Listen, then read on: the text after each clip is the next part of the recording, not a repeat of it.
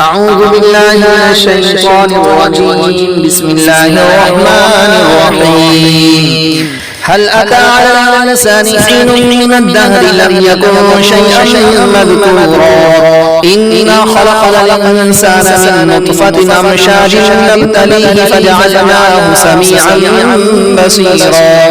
إنا هديناه السبيل إما شاكرا وإما كفورا إنا أعتدنا للكافرين سلاسل وأغلالا وسعيرا إن الأبرار يشربون من كأس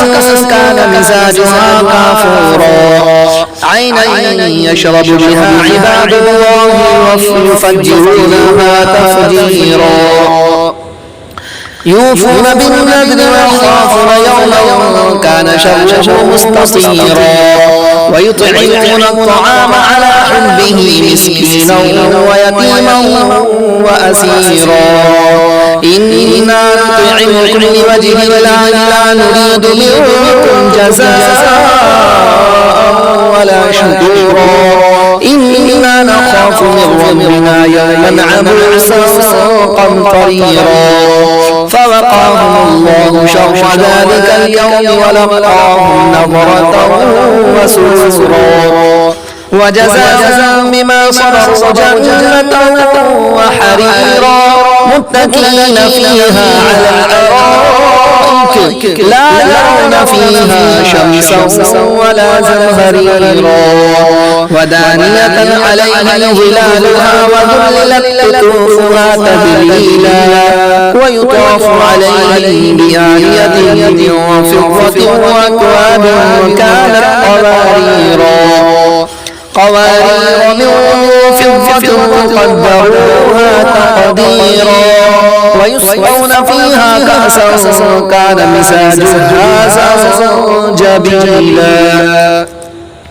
عينا فيها تسمى سلسبيلا ويطوف عليهم ولدان مخلدون إذا رأيتهم حسبتهم لؤلؤا منصورا وإذا رأيت ثم رأيت نعيما وملكا كبيرا عاليهم ثياب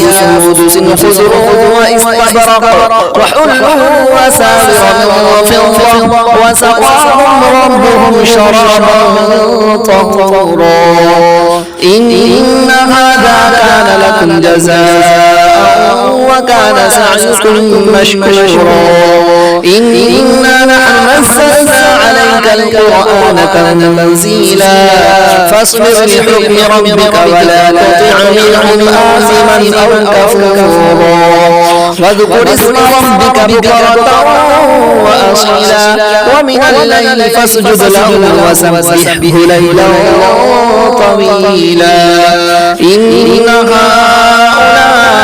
يحبون العاجلة ويذرون وراءهم يوما ثقيلا نحن خلقناهم وشددنا أسرهم وإذا شئنا بدلنا أمثالهم تبديلا